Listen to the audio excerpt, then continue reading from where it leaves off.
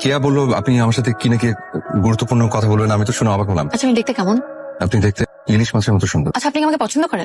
মানে বুঝলাম না। তো মানে করবেন না।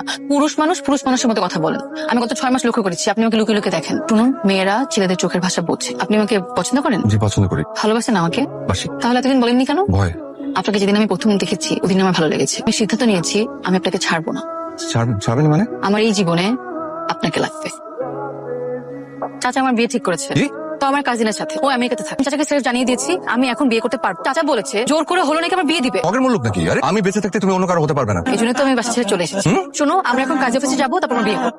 বিয়ে করলে আজকে আমার করতে হবে, কারণ আমার কাজিন আজকে দেশে চলে আসবে, পরে কিন্তু পালানোর সুযোগ পাবো। তুমি আমাকে বিয়ে করতে চাও না তাই না? ঠিক আছে আমি বিয়ে করবো। আসো।